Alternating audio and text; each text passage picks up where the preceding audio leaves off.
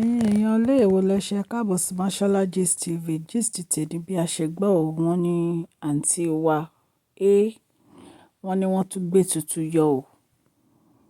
Èèyàn ilé bí a ṣe gbọ́, ẹ̀yin náà mọ̀ wípé wọ́n ti ń plan láti gbé ọmọ àǹtí wa A, èyí tí wọ́n bí, wọ́n ti ń plan láti return back to the palace o pẹ̀lú ọmọ wọn, nítorí wípé wọ́n ní tí irun orí ọmọ yẹn tó bá ti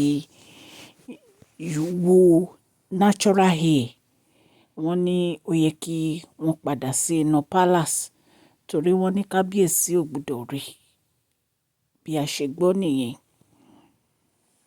Ṣùgbọ́n gbígbésẹ̀ tí wọ́n ń padà bọ̀ wá sínú palace, wọ́n ní àǹtí wa A pé wọ́n demand nǹkan lọ́wọ́ bàbá wèrè ńlá, pé wọ́n ní immediately báwọn bá ṣe dé o pẹ̀lú arrival ọmọ àwọn o, àwọn fẹ́ kí wọ́n fún ọmọ àwọn ní oyè tuntun. Èèyàn lé, wọ́n ní àwọn fẹ́ kí wọ́n fi oyè tuntun ta ọmọ àwọn lọ́rẹ. Kí ló fa ọ̀rọ̀ yìí? Ẹ̀yin náà mọ̀ wípé ìgbà tí kábíyèsí fún Tádéníkáwò ní oyè, wọ́n ní inú àwọn family Queen Naomi dùn, wọ́n ní inú àwọn family kábíyèsí dẹ̀ dùn fún oyè tí bàbá wèrè ńlá tí wọ́n fi ta Tádéníkáwò lọ́lá. Bóyá láti ìgbà yẹn ni àǹtí wa ti ń lérò pé wọ́n ní láti fún ọmọ tòun náà ní oyè, a lè sọ. Ṣùgbọ́n ìròyìn tí a gbọ́ ò ní wípé àǹtí wa ń demand pé kí kábíyèsí kí wọ́n fún ọmọ òun ní oyè tuntun. Èyí tó jẹ́ pé òun náà á ní orúkọ nínú palace bàbá wèrè ńlá. Bí a ṣe gbọ́, wọ́n ní kábíyèsí, wọ́n ní wọ́n fún àǹtí wa lésì, wọ́n ní ṣùgbọ́n ó ya bàbá wèrè ńlá lẹ́nu àti Queen Naomi nígbà tí wọ́n gbọ́ nǹkan tí àǹtí wa tó sọ lórí ọ̀rọ̀ pé wọ́n fẹ́ kí wọ́n fún ọmọ ní oyè tuntun. Recently la gbọ́ àwọn ìgbésẹ̀ àǹtí wa nínú palace bàbá wèrè ńlá, níbi tí wọ́n ti lọ yọ signboard èyí tó jẹ́ pé orúkọ èèyàn kan ti wà tẹ́lẹ̀ níbẹ̀, tí wọ́n dẹ̀ mú orúkọ ọmọ wọn tí wọ́n fi sí orí street yìí. Wọ́n ní ọ̀rọ̀ yìí, wọ́n ló ya bàbá wèrè ńlá lẹ́nu. Pé bàbá wèrè ńlá dẹ̀ bínú pé wọ́n lè ever ṣe irú nǹkan báyẹn láì sọ fún kábíyèsí. Ìgbésẹ̀ tí àǹtí wa gbé nìyẹn. Èèyàn lé, èyí máa jẹ́ nǹkan ìyàlẹ́nu láti fún ọmọ oṣù mélòó ní oyè. Tádéníkáwò ó pé ọdún mẹ́ta kó tó di pé kábíyèsí fún lóyè tí wọ́n fún. Ṣùgbọ́n ẹ̀yin náà ti mọ̀ pé gbogbo nǹkan tí bàbá wèrè ńlá bá ṣe fún Tádéníkáwò, àwọn àǹtí wa gbogbo yìí náà wọ́n fẹ́ kí kábíyèsí ṣe fún ọmọ wọn. Èyí tó jẹ́ pé owú jíjẹ òun ni wọ́n bá Queen Naomi jẹ nínú palace bàbá wèrè ńlá. Àtìgbà tí Queen Naomi ti padà sí inú palace yẹn ni inú àwọn àǹtí wa yìí ò tí dùn. Bí a ti ẹ̀ ṣe gbọ́, wọ́n ní gbogbo advice àǹtí wa Haru pàbó ló ń já sí, nítorí pé wọ́n fẹ́ kí àǹtí wa Haru kí wọ́n support Queen Naomi. Wọ́n fẹ́ kí wọ́n máa bá Queen Naomi jà lọ, kí gbogbo wọn máa kojú ìjà sí Queen Naomi.